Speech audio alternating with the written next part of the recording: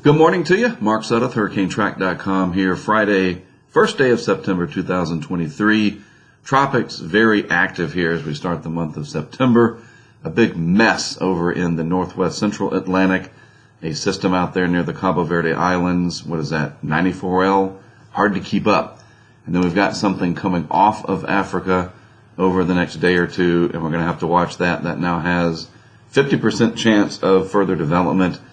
Pretty solid model support, and we're going to have to watch this because I think a lot of this stuff out in the Atlantic is going to clear the pattern. Wait till I show you the satellite animation. I mean, it is a huge mess out there, but once that clears out, the Western Atlantic Ridge will probably build back in, and we're going to have to watch this next one here, the one in orange there, that it could potentially be a long track system, meaning that it goes a long way, tracking west across the open Atlantic. Nothing to worry about too much this weekend. Residual swells from all the activity in the Atlantic.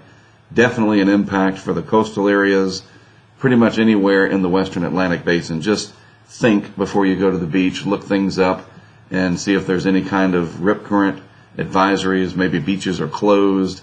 Got to keep you alive. I really do. Without you, there's no audience. And that's not good. I'm here to help you. I want to keep you alive. That's the number one goal. All right, satellite animation here. Like I said, it is pretty active out there. I think we got blue selected here, or there's purple now. There we go. Look at that big hodgepodge, including the leftovers of a dahlia right in here. Yesterday it was looking like it could possibly try to regenerate out here and then loop back. I don't think that's going to happen now. It's just way too stretched out, all the energy and so forth. And then we've got all these other systems in here just milling around with each other. Pretty rare to see that kind of a conglomeration of activity very close to one another. And a few questions have popped up on social media between Twitter and YouTube. You know, what happens when two of these cyclones get close to each other? Does one absorb the other and become a super hurricane or whatever? No, that's typically not the case. I mean, they interact with each other, sometimes negatively impacting each other. You know, like two hungry, you get a couple dogs in the backyard and you throw a big juicy steak out there and they both might fight over it. That's the kind of thing here. There's only so much energy available in close proximity. And usually the larger system could absorb the energy and they kind of rotate around each other. It gets very complicated, and just look at that mess. That is very complicated looking out there. But I don't think Idalia is going to be an issue ever again. Until 6 years from now. I don't think it's going to get retired, and we'll have to deal with it in 2029. All right, water temperature profile, yes, still very, very much on the warm side out here across the deep tropics. That has not changed. There is the cold wake, if you will, left over from Franklin. A little bit of a signature showing up there from Idalia, but the Gulf of Mexico is still running well above normal. We have our El Nino out here. That is mainly confined to the eastern Pacific, where the ridiculously warm anomalies are, and those are exceptionally warm. Really, there's no mistaking it. And then certainly some warmer anomalies stretching farther to the west, but it's just not having a strong influence on shearing the Atlantic. I mean, maybe it is a little bit, and that's why we're not up to 20 named storms already with all of this going on. But I think what was happening back in the first part of August, when there was so much hemming and hawing that the hurricane season was not going to do anything, all of the forecasts were a dud again. There was a lot of talk about that.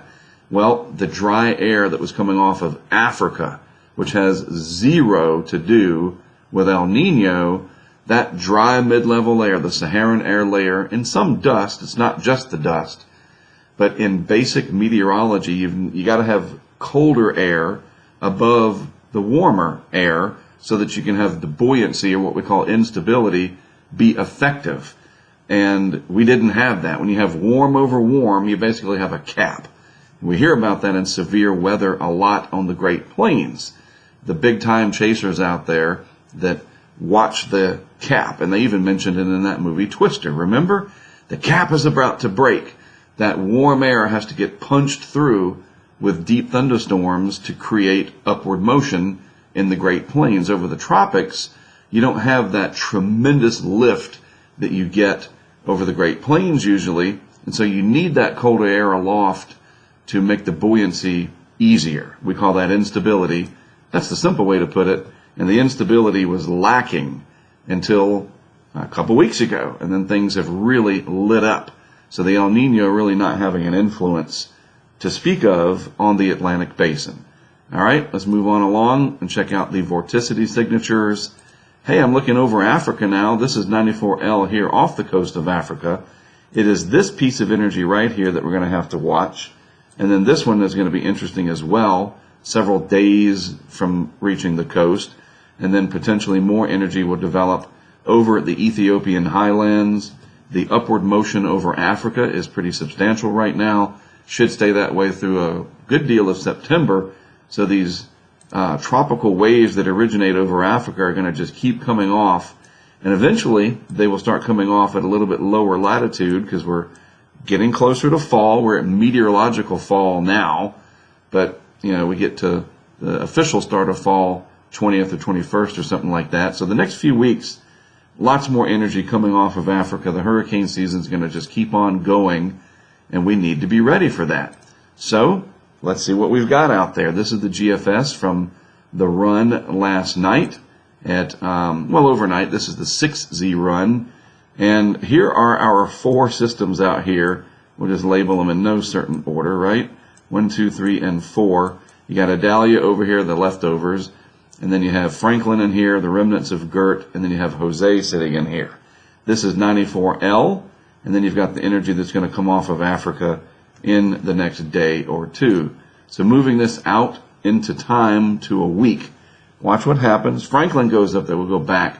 Franklin gets out of the pattern pretty quick. That other hodgepodge of stuff mills around out there. But look at 96 hours. We'll just stop here for a second.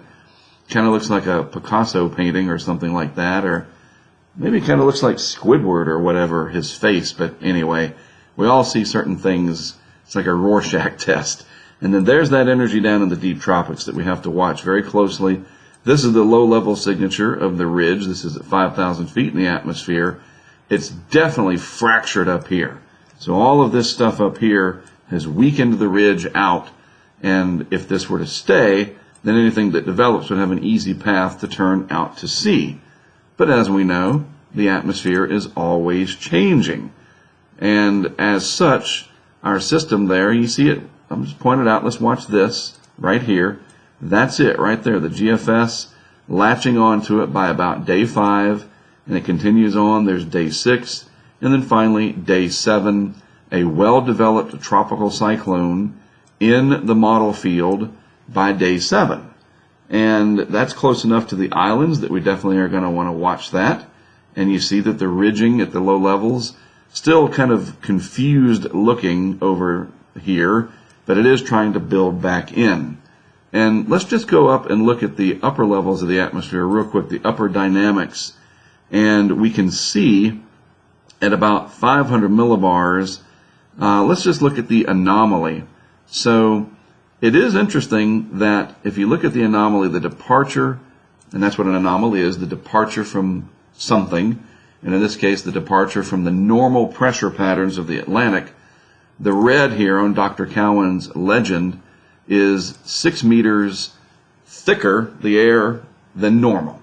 And so in layman's terms, this is just a little bit stronger of a ridge, the Bermuda High, the Azores High, whatever, right? The Western Atlantic Ridge or the subtropical ridge. It's just one little tick there, 6 meters thicker than normal. There's no blue or just a regular white base color, meaning normal. It is a little bit more than normal, and that is important to note.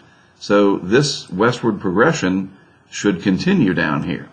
Now this is a week out, and it could change, but at the peak of hurricane season, without any major cold fronts coming down off the east coast, and there are no other tropical cyclones curving around the subtropical ridge to keep eroding it, as I said, once all that stuff with Idalia, the remnants of Gert and Jose, all clear the pattern, Franklin too, the ridge should build back in over the very warm water of the North Atlantic, helping to inflate that ridge, so to speak. So this is a very useful tool here to see how the atmosphere is readjusting after all of the traffic gets by.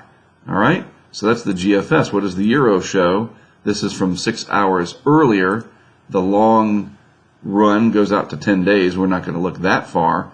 But this is also the 850 millibar level. And from the 0Z run last night, or about 8 p.m. Eastern time when it was initialized.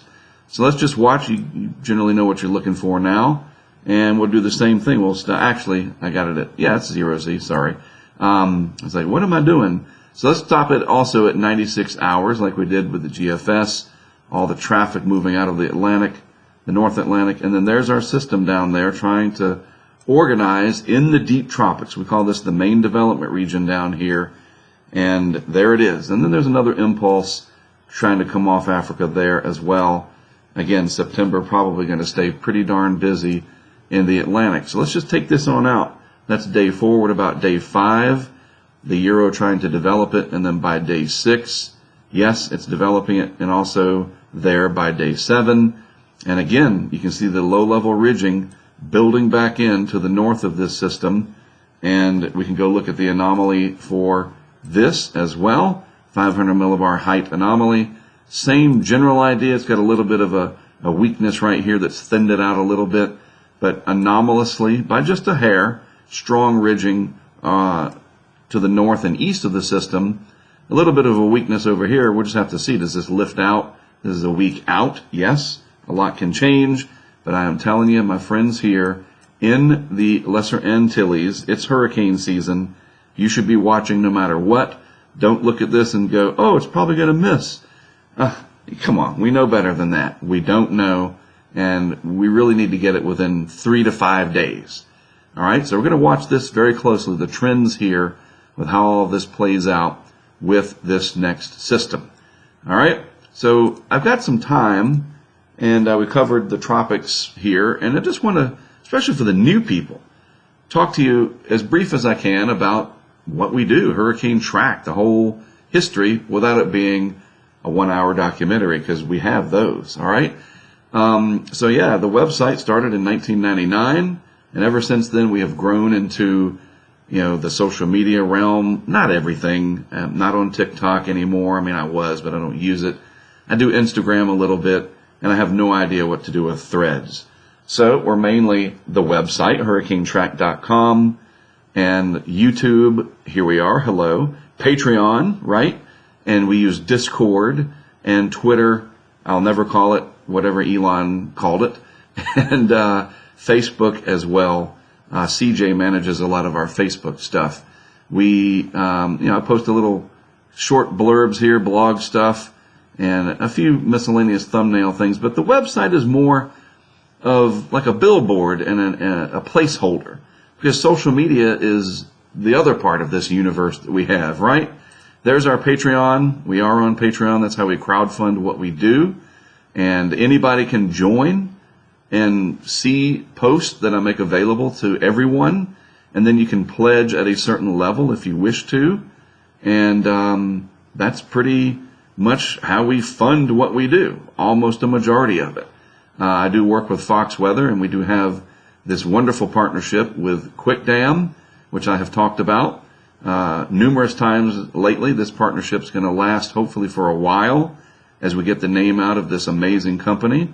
So yeah, it's a really neat little universe that we have, and our own little world here, right? So people that sign up through Patreon, they have access to our HurricaneTrack Insider site, and that's where all the cameras are, our interactive map that is just amazing. We have a small version embedded on the Insider homepage. And then we have our Discord. You see that little icon down here? Well, that's our Discord, completely reserved for our patrons at the $4 level and up. It's our own little social media. It's growing. I say a little, several hundred people. So very proud of it. So that's our Discord. This is the full screen version of the interactive map. And you can go over here and you can turn on these layers and see where our permanent cameras are. Let's see real quick. How's it going in the Outer Banks? A couple of the cameras have suffered some salt intrusion. Hard to say, but look at those waves coming in. And then we have them even all the way out west. This is down in Sierra Vista. in Arizona at Jeremy's house. He's a good friend of the project. Sometimes it takes a few seconds for these to populate, but it says live. It's just trying to pull it in off the Nest Content Delivery Network, CDN as we call it. And then, of course, the all-important tracking map. Everything is interactive. You can click on anything like this. Unbelievable. There is nothing like this anywhere on the internet or in an app that is built entirely through crowdfunding and crowdsourcing. A gentleman named Will Woodgate built this map with the collaboration of all of our back-end team and even our patrons here on Patreon making suggestions on Discord. We have a whole back-end area over here for development and everything. It's just really amazing, and I wanted to show it to you now that things aren't so hectic. Then we have our digital dashboard with all of our cameras on there. Very, very important when we're live and up and running. I mean, look at all this, these sets of assets, and it's all crowdfunded. It's just incredible. Then we have our originals. Let me just go back to the Insider homepage up here. We have our come on, Mark, slow down. Podcast episodes and our documentaries. So here's the documentary pages, or page with our Hurricane Highway series and all kinds of stuff on here dating back to the early Tracking the Hurricanes. Remember these? Yeah, I produced all of these. I worked with some great people to document, and then we put it all together and put them on the internet where they'll be around forever. So yeah, these are on YouTube, absolutely, but they're also in a nice little lineup here over at HurricaneTrack Insider, like our own little mini Netflix or whatever the case may be. You know, we're trying, right? You got to start somewhere. And then we have our podcast that is called Stories from the Hurricane Highway, all about the details of my career and different people that I have interviewed and worked with over the years. 4 seasons already. That's all available as well. And you can listen to it in Patreon or they're on YouTube as well. Mike Cornelius, one of our back-end helpers, putting this together. I say helper, that just sounds funny, right? And I just want to point you to also, real quick, we'll come back to this just a second. At HurricaneTrack.com, we do have a store. All right, people have asked about this. Do you guys have merch? You know? And I'm like, well, yes, we do. All kinds of stuff over here. You can go to the HurricaneTrack.com store and order yourself some. I got to get a hat myself. Those are cool. Yeah, we have the merch. We really, really do. And I should promote it more probably because people like to support creators like what we do, and I need to embrace that more. So I'll put a link to the store in the description of today's video, and I'm going to put a link to this. This is our Amazon wish list, not just for our patrons. Anybody can help us out with these if they want to. Every single thing that we have, and I want to make this point very clear, 100% of the equipment that we put out was crowdfunded. It absolutely was, and that is amazing. And it's such a neat thing to be included that way. And I just can't say enough. It's totally humbling to me. So let me just point it out to you. And if you're in the position to support the project by getting some of these items, it'll ship directly to me, and we will put it into action for you. And that's how this works. We all work together in our community to make this happen and make everything possible. Got to close some of these tabs so that I can hopefully get back over here and get ready to... Oh, that's right. I didn't have a thumbnail yet because I think CJ might still be sleeping.